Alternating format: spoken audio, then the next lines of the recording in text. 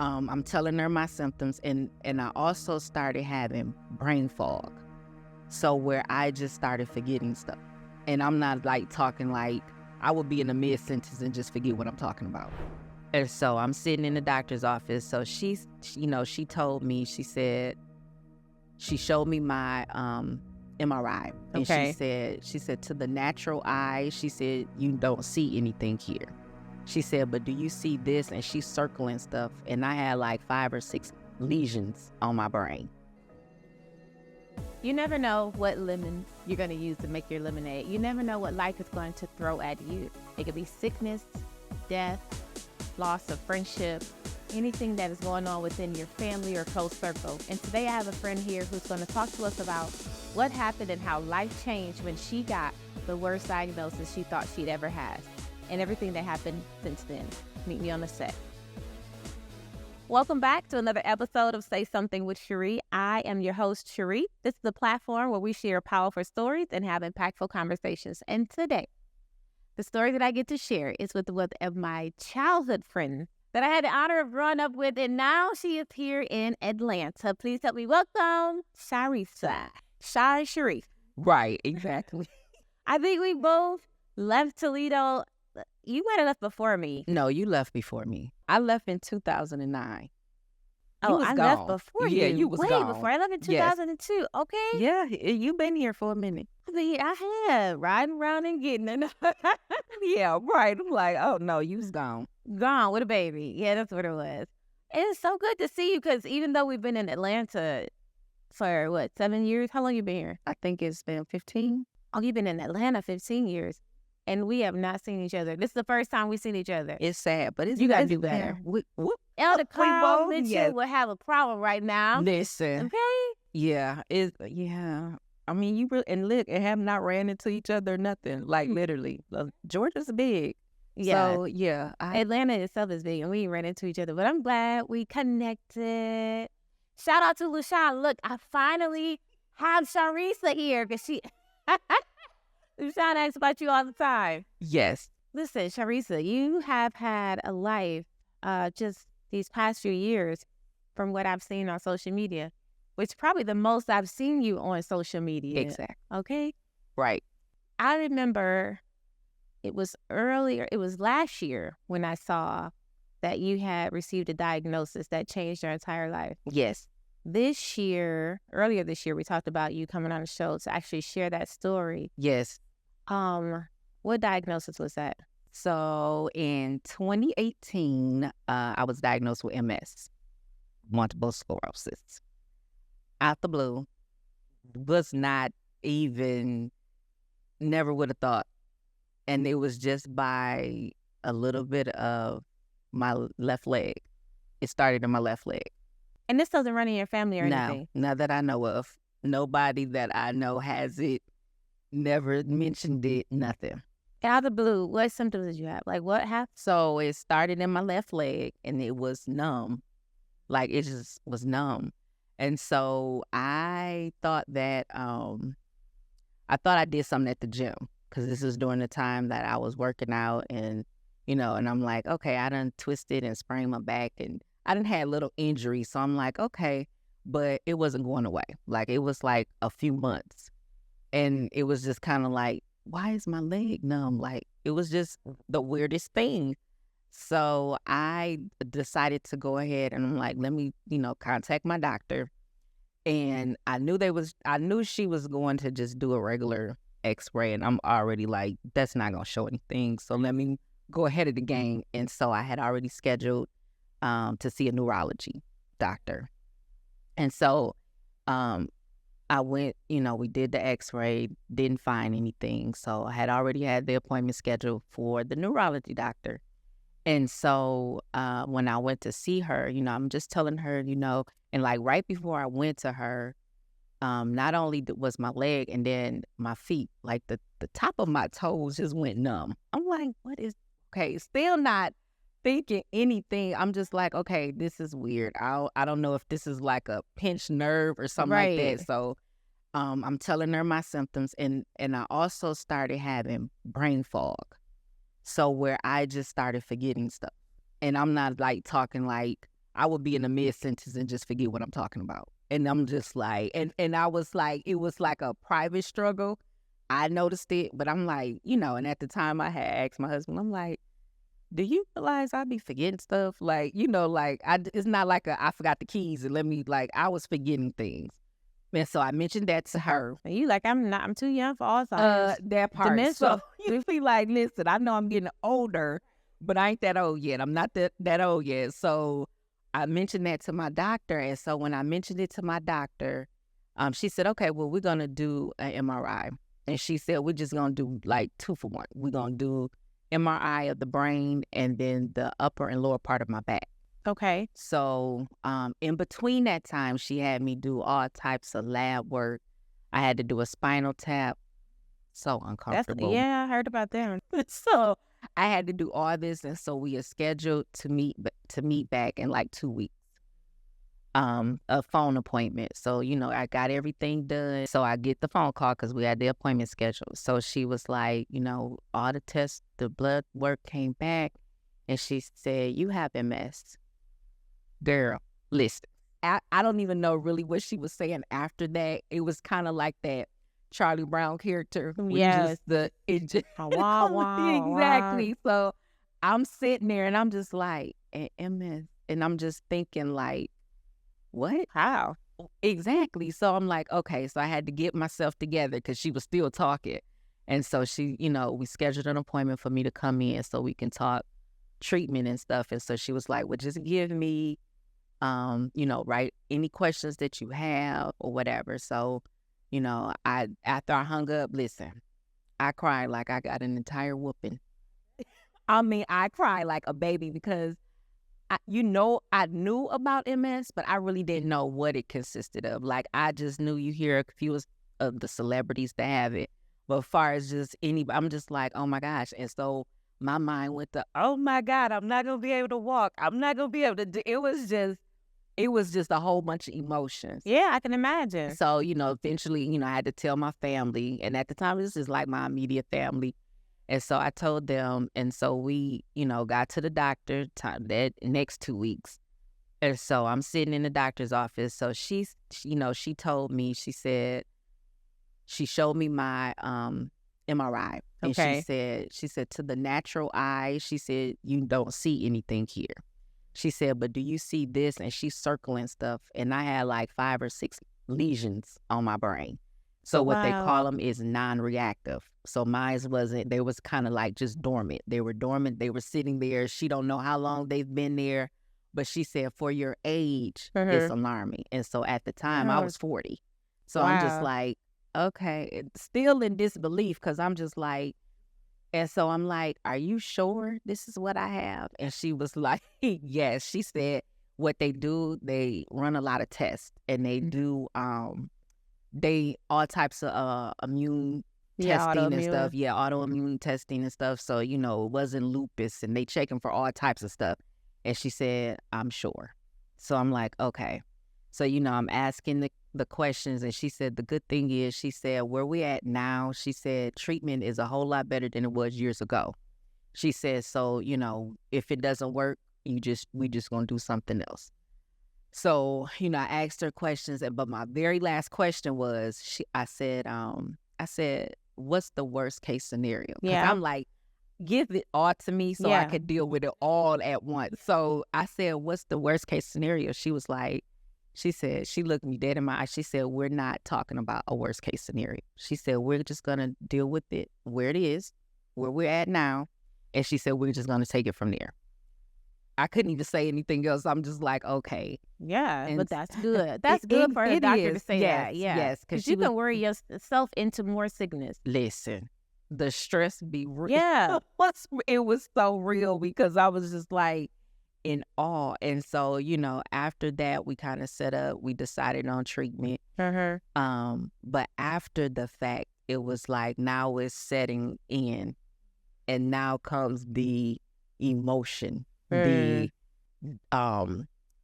say now I can say I went into a slight depression because it was like when your family and friends, they checking on you, and it's like, are you okay?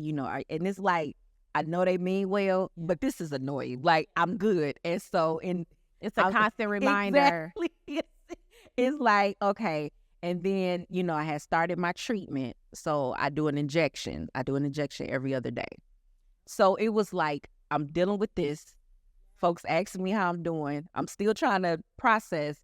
And it was like, okay. And so at some point, I think it was just denial, because the injection kept reminding me, like, this is your diagnosis. It was just like, oh my gosh, my world literally changed. Yeah. Like, I went from okay, and then now I'm like, I'm this handicapped person. Exactly. And so, with the family and friends checking on me. And so it just got to, I was still, I was working. And so work was just kind of like something to do, keep my mind. But after work, I would just go and sit on the couch, and I'll be there for hours just sitting.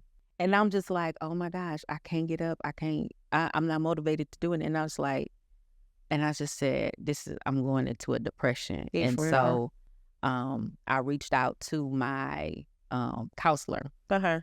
So, and I was, went to talk to her and stuff.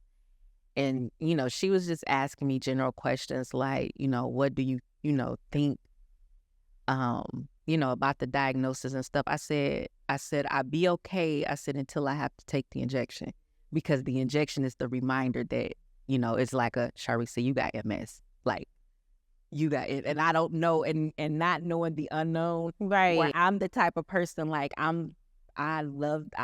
take control of my stuff. Yeah. Like, I'm the strong person. I'm the one that people come to, and I'm the one, and it's like, this is out of my control. I ain't got no control over this. And I'm driving, and I'm going crazy because I can't control this. And so, just, talking to her, kind of just getting me through it. It was good. It started helping. But it still wasn't enough. Like, after the fact, like, I was just like, okay, now I went into just educating myself and, trying, and like, I didn't even realize it was different forms of MS. So what I have is relapse remitting MS, where it's like, that's like a common form a lot of people have. Usually the layman's terms is like, if I was to have a flare up, my recovery would be faster. Okay. Versus somebody that has a progressive form, where their comeback may not be as quick. And a flare-up would mean it can mess with your vision. It can mess with your walking ability. I did have one flare-up since my diagnosis, and that was right when COVID hit. Okay. Like right in 2020, and mine was a sensory flare-up in the leg. Oh my goodness. What did that feel like? Listen, when I say, and I'm not even a crier, but it had me in tears, because it's like literally all your senses. So you get the burning, the numbness, the tingling. It's pain all in one leg, all at the same time. And so that was the only time I didn't know of course, I'm like, oh my gosh. And so I'm talking to my doctor. And so at the time, right when COVID hit, nobody was trying to go into no hospital. Like, she said, I don't want you to go. I'm not trying to get you to go. So we trying to do different things, to kind of control it, to calm it down. Because I think it lasted for like maybe a week or so. Like, at night, it was just like, oh, so do you take pain medicines, or you cannot take other medications with the injection? No, I wasn't taking anything, no pain medication. She had put me on a medication, but it kind of went away. And so I didn't need to take it. She had put me on like a steroid to kind of, and that helped. But she immediately took me off of that, because that was my blood pressure. That's strong. Yeah. Right. It was just a lot. Them things So strong. it went away. And so, even talking to my doctor, she was like, make sure, stress is a trigger. For everything. Listen, life is out here happening. Okay. Doctor, I don't even, I could just say I'm a try, but I don't even know, because the stress is part of your life. Exactly. So I said, okay. So I'm just like, trying to do all the things. And so I was like, I said, I want to do something else. And so I think it was 2019. I did the MS walk.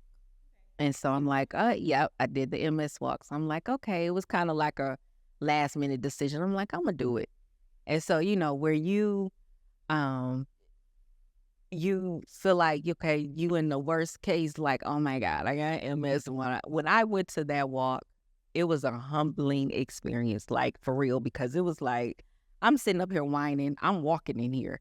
It's people my age, younger, that's on canes, wheelchairs, walkers. It was just like, you looking at all types of people, different ages, races. And this is like, and I'm sitting up here whining about me having this. Having Like, ingestion and a right. little numbing in my leg. Exactly. And I'm like, I'm able to walk. Like, you couldn't tell. If you see me, you don't know I have MS. And it was just a humbling moment. I said, God, I thank you. Because it could have been so much worse. Yeah. And you look at other people's situations and how they have been, years and years without a diagnosis, and then finally figure out, and it takes sometimes for them to lose sight or them not able to be, not able to walk or whatever. And so it's been a humbling experience, like, wow. for real. And, when I share my story on social media, it was during MS Awareness Month. Okay.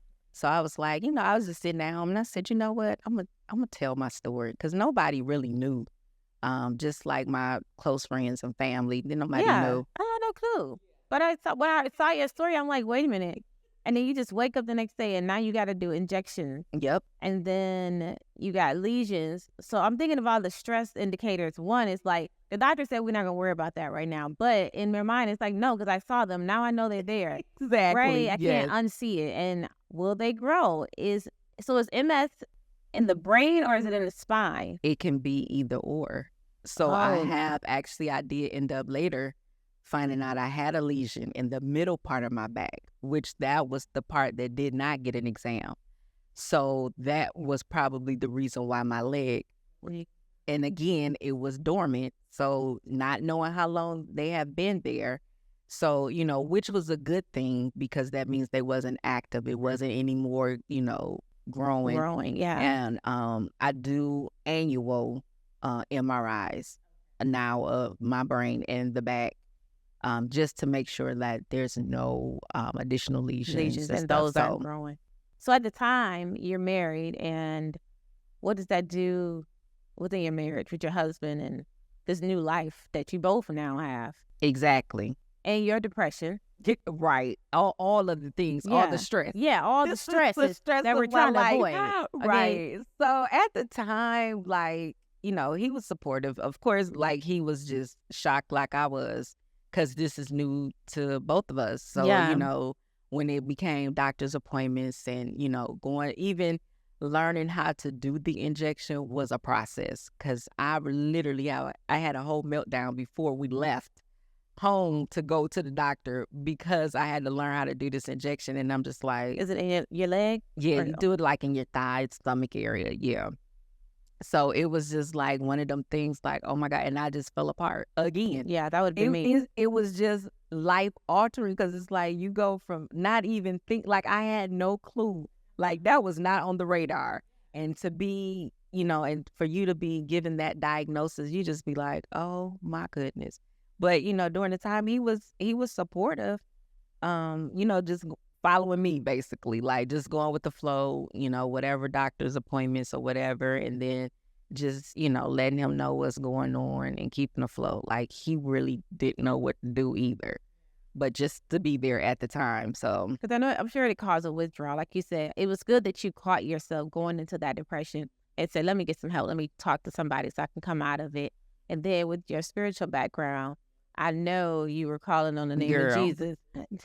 At any point, did you get mad at God? Did you find yourself mad at God or questioning God? I don't think I got mad at him, because it was just a disbelief. If anything, I was just praying, because I was just like, I didn't know, again, what the unknown was. Like, I didn't know where I would be in the next 5 years, what this looks like, what I need to do. Like, I'm all about just like, okay, God, I need help, because I'm like, I'm sitting here with this and I'm like, it's out of my control. Like, I can't do anything. So yes, it was praying time. I don't think I went through a a thing of me being mad That's good. because of that. That's good. Yeah. So now we're in 2024. So have you got a second opinion? I have not gotten a second opinion. My neurology doctor, she's pretty thorough. And I love her. I love her because she's just one of them doctors. She don't believe in putting you on all this medication. Okay. So I'm like, good, because I don't want to take all the medication. So, and she, we chit chat every 4 or 6 months, kind of check in, see what's going on. So, I don't, and then again, that's what the MRIs and stuff that I do annually, that is what it's for. So I'm like, okay. So I haven't, got a second opinion because, I trust my doctor. I know that if anything changes, she would let me know immediately. Have you looked at any has she shared with you any holistic measures that you've had either incorporated or changes that you've made, like in your daily lifestyle or eating? Well, I had my trainer. So, during the time that was happening, my personal trainer I had, he was just in the mix with me too. So, him just already knowing the nutrition part and stuff or whatever, we kind of did some things. Now, was I thinking, no. You wasn't doing right, Teresa? You wasn't consistent? Listen, I'm like, no, I'm just going to keep it honest. No. But, I mean, he was there, as far as the nutrition and stuff, because it really wasn't, it's really not a diet for MS patients. I say they haven't put anything down in writing to say, okay, this is the diet. You know how like diabetics, you got carbs and stuff like that. But MS, it wasn't anything that really was a standout to say this is what you need to follow. It was just more so eating healthier, of course, and then keeping myself with movement. So like just working out and stuff, like because like now I still work out and I lift heavy, all of the things. So I'm just keeping myself just active as far as working out and stuff, because I'm like, I don't want to get so like just getting tense and tight. And sometimes I feel that, and I'll do some stretching, I'll do a little bit of yoga, but just working out, having my trainer, like, yeah, it's been helpful because he'd be putting me over. Sound like you really gotta hang on this, and it's a diagnosis that's incurable. Yeah, but it seems like you've actually accepted it. Yes, for such a time as this, until God say otherwise. Right. But you got a handle on it. Yeah, because my diagnosis wasn't me. Like, I just got a diagnosis, but this ain't gonna define who I am. So, I just had to keep doing what I do, and then and getting through and just learning how to live with it and do what I need to do to keep myself together. Now you get through MS. Here recently, your husband passed away. May he rest in peace. Prior to that, was he sick? Yes, he got sick in January of this year, 2024. Oh, this year? Yes, he got sick in January 2024. Totally out the blue. Like, this was so unexpected. But in January, he had a stroke. How old was he? 51. Okay. Yep, he was 51. Yes. Yep, he turned 51 in December. Christmas. He turned 51 on Christmas. Yes. So, yeah, so that was life-altering. And he had it at home. And, I happened to be home when he got sick. And so I knew right away what it was because my mom suffered with them. Your mom, you're right. Yeah. So I was very familiar because I took care of her when she got sick.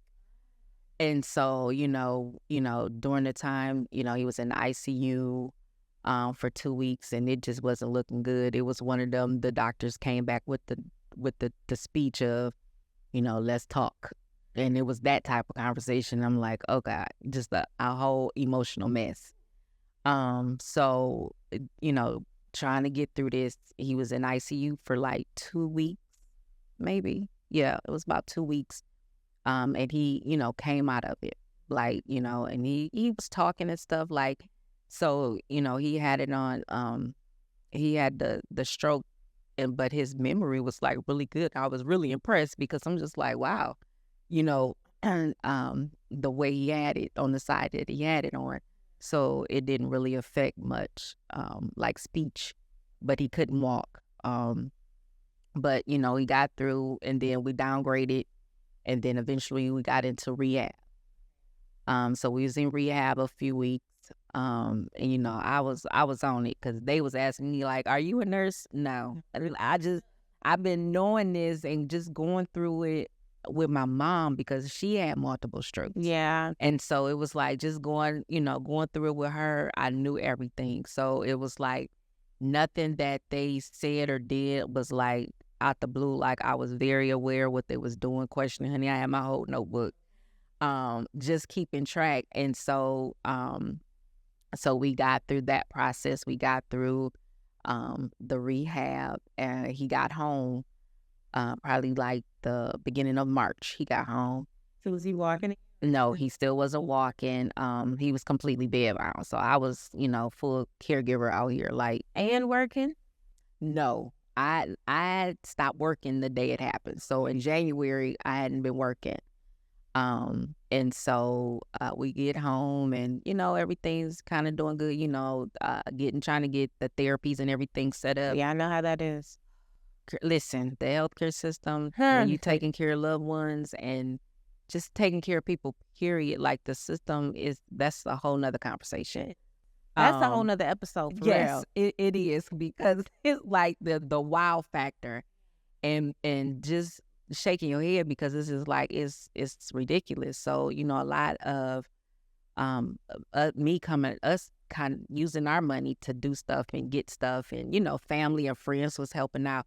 Like I was literally truly blessed in that situation because I hadn't worked. I wasn't working. It was January. We are now in March. I'm still, you know, I had my time at work and, you know, all of that stuff.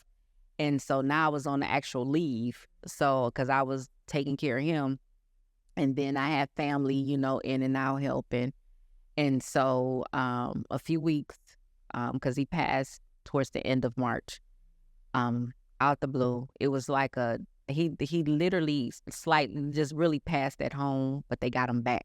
Okay, they took him to the hospital. And listen, girl, my grandma will be proud because, honey, the prayer, I was praying in the room because they had to, you know, they was giving him CPR. It was a whole thing.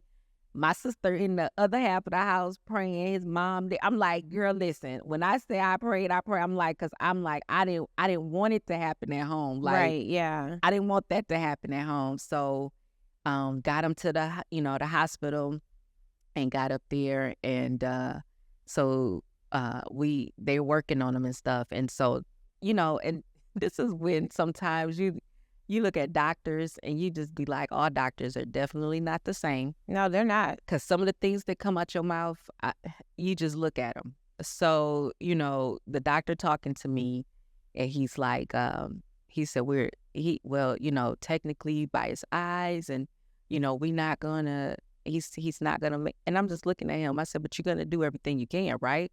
Like you telling me this, I hear what you're saying, but you're telling me you're going to work on him, right? And so it was just so much going on in that moment. And another doctor came and he said, you know, asked me about the code. You know, when you're taking care of someone, DNR. the DNR, yes. So it's multiple levels. It's different levels of that.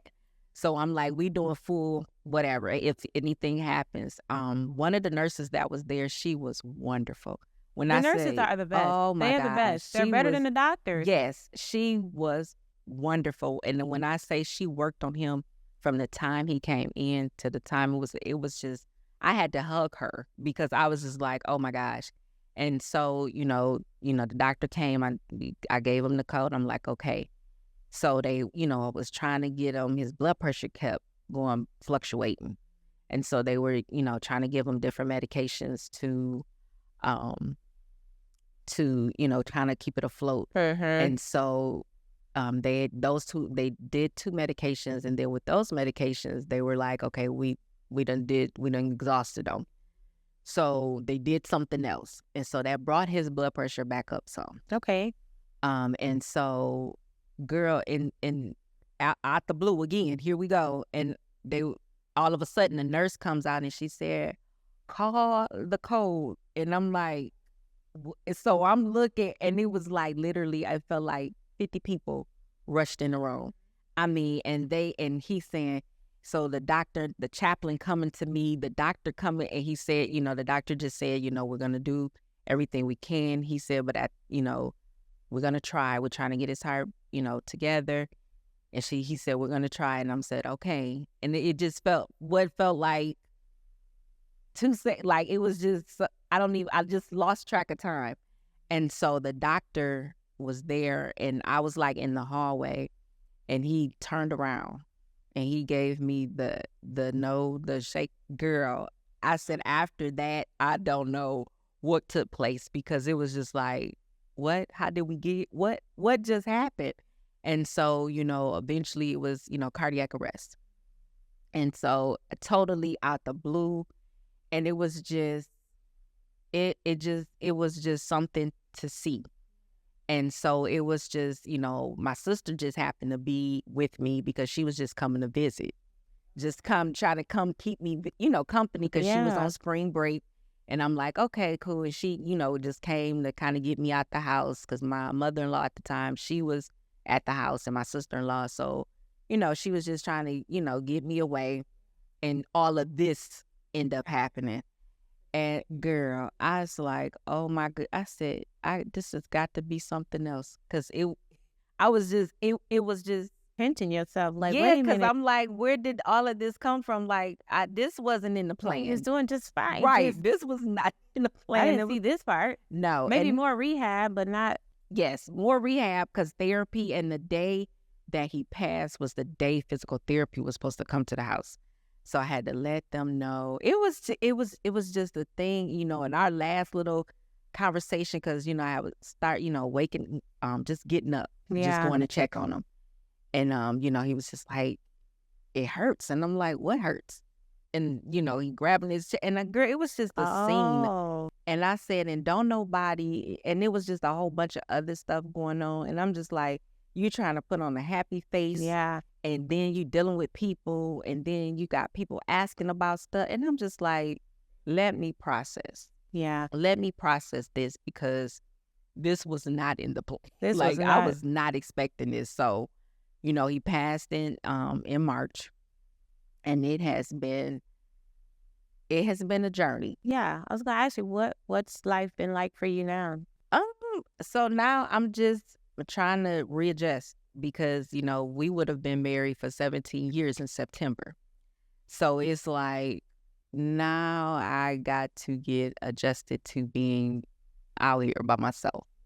And it's like, oh my, and it's a lot of things that's changed. And, you go through your moments, you have your moments. And I say, anybody dealing with grief, I'm like, different forms of grief you're going to have. I'm like, and it's okay. Nobody can tell you how to grieve. Nobody can tell you a time limit on how to grieve. You do you. And I say, when you're feeling it, sit in it. Live in it. Mm-hmm. Just don't stay there. Yeah. But allow yourself to feel it, go through it, get through it, and, you keep moving. It's a journey. It's a journey. It is. And you can't share that journey with everybody. Even people that's close to you won't understand what you're going through. Absolutely. I can't imagine losing and my these husband. last 3 years has already a doozy. Just that. Yeah, because I lost my mom in 21. Yeah. Lost and her. I think did you lose another family member around the same time that your husband passed away? My uncle. Yeah, I think you had an uncle. I had, to be honest, I had 3. So I lost, in 2023, I lost an uncle and 2 aunts. Like, literally, in 2023, like that. And then my uncle that passed, he passed of a stroke. And my aunt, which was my dad's sister, she passed from a stroke. Yes. And so, and all of that happened in 2023, like between October and November. And then my husband gets sick in January, and then he passes in March. Girl, I just said 24 came in like a roller coaster. Listen, for you, for real. We all talked about how it just came in, but yeah, a blur. Yeah, like, a blur. I'm recently just getting back to work, and it's been a, and I'm just like, we in August. Like, my first half of the year was just grieving. Yeah, it's been a doozy. Even before he passed away, you still had to grieve the sickness, him now being bedbound, and that's being your new life as a caretaker and a wife. And so you have all that happen. You do have family here. I'm sure you have friends after 15 years. There's friends that you're close to. However, you find yourself isolating yourself. I do. Sometimes I am recently finding myself, and like I said, it's not I know that I'm going through it, but it's okay. Okay, I love this. I love this about you, this energy. It's okay that we go through that, and it's just about embracing it and just getting through it. Like I can't say it's easy because it's not easy. Yeah, you would definitely have moments, but it's just about how you deal with the moment. What are you doing? I'm just kind of sitting in it. Are you in therapy still? I'm still in counseling. Yep, I still have my counseling. I recently just kind of picked up, because I'm just going through it sometimes where I'm going through the sad. I went through the angry. I'm still angry, but now it's just like a little bit of sad coming on, and it's just like it's sometimes you feel like you on edge. I'm not you feel like you're on edge, but just going to therapy, and I think just allowing myself to be in it, that helps. To accept it is what it is and live in it. And I tell people all the time that it's okay to actually accept what it is that you're going through and sit in it and deal with it. Don't stay there. Exactly. But deal with whatever it is right now. Because if you keep trying to ignore it and sweep it under the rug, it's going to get worse. You are definitely finding your voice, because I've never seen you on social media as much as I see you talking now. You have a new podcast. I do. Life Be Lifin'. And who better to hold that title than you? Right. Considering Yes. Life Yes. Be Lifin'. Is this part of your therapy? It is.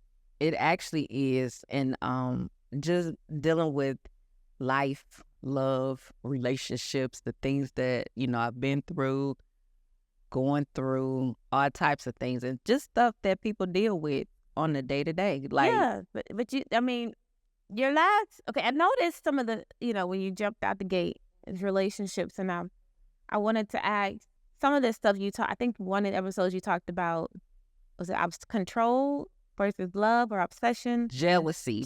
Was it a form of love or insecurity? Yes. These conversations, is this stuff that you and Stanley used to talk about? Or this was a girlfriend topic? This is usually like a girlfriend topic. Okay. Yeah, some things that, a lot of stuff, you have your middle person, so your girlfriends is all the ones that you go to kind of listen, am I tripping? Is this what this is?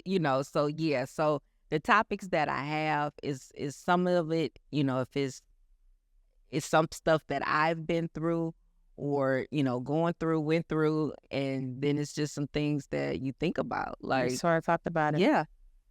I love to hear, just when I see you come and talk about another episode of Life Be Life, and I mean, it's a topic, it's a name that we all can relate to. Right. But the conversations are really great. And this, we were talking just a few minutes ago, the latest episode is talking about toys in the bedroom. Yes. Yeah.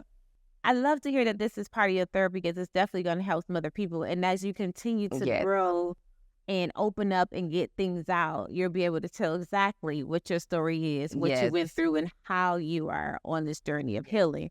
I think it's an amazing podcast, and I'm looking forward to what is it trying to say, binge listening, because I'm totally behind, clearly. Yes. But tell me what is next for Sharisa that you can see right now. What's the goal? I really now is just like I said, trying to just get adjusted to life again, being single out here and in my late 40s. I heard it's in Atlanta. Listen. Let's not forget that. In Atlanta. Just, girl, listen, I'm just praying. Just, trying to get through that. And I want to travel. Like, just traveling and just continue to, do things that's outside of the box. Like, finding my voice, finding, my purpose, and just finding that happy space. I hear you talk about finding. You got married at a young age. Yeah. Do you think that this is the actual time where you're going to get to know what it is that Sharisa wants, what she's wanted, what she liked, versus having to show up as a wife all those 17 years? Right. You feel like this is a chance where you will get to find out about everything about yourself? Yes. Like just defining now that I'm older, my likes, my dislikes, we're not even gonna do that today. Like just going into those type of things. But yeah, just finding my happy spot. Yeah. Like what makes me happy? What are some of the things that, keep me afloat, or, just finding that stuff. And I think just doing this, like I'm liking it because it's new. And who would have thought I'm sitting and telling some of my business to the world. For sure. That part. For that part. Yeah, so that's a whole new thing for me because That's I've growth, always though. been private. Yeah. Knowing that if I open my mouth to say something, Exactly. pun intended, exactly, Yes. just how much life be lifing. Yes. Yes. I'm going to heal the next person. So that's growth, to know that your story is definitely going to heal somebody. It's going to help somebody else. And as we wrap up, I want you to help somebody else. Oh, this is your camera here. Okay. I want you to help somebody else, even in the midst. Because sometimes if we can just step out of our own mess for a minute and see somebody else's, it will help us. So talk to someone who is on the journey of grief and reinvention at the same time. Yes, I would say you go through a season. We all have seasons in our lives. Sometimes we just don't know what the outcome is going to be. We don't know what it's going to look like once we come through it. I just say keep, embrace it. Continue to move forward. Don't let nobody stop your shine. Don't let nobody talk you out of anything. Don't let yourself talk you out of anything. You continue to move. You continue to go. Because who's to say, what's going to be on the other side when you come out of your season. That is so true. Yes. And you're the best person to say that, because I even think as you're talking, I'm thinking you had lesions that were MS. Could have very well, your story could have been the stroke and everything that happened after it. The purpose that God has on your life and for you to do and fulfill, you're walking in it. I do the 48-hour rule. You have 48 hours to sit and cry, beat yourself up, do whatever you need to do. But then if God still wakes you up the next morning, then there's something he needs you to do. And you are actually doing it. You're living it. Exactly. As hard as it may be, because we can't see it. As hard, you're still showing up. So I thank you for showing up. Definitely. And if there's anything I can do when you need it done, give a girl a call, Right. Thank you so much for coming on the show and being transparent and vulnerable and sharing your story. I wish you much, much, much success with Life Be Life and podcast. Y'all make sure y'all go follow her on it's Apple Podcast, Spotify, and newly added to iHeartRadio. Come on. It'll all be listed right here. Life Be Life. And I'm going to go and binge. Until the next time, I encourage you to say something.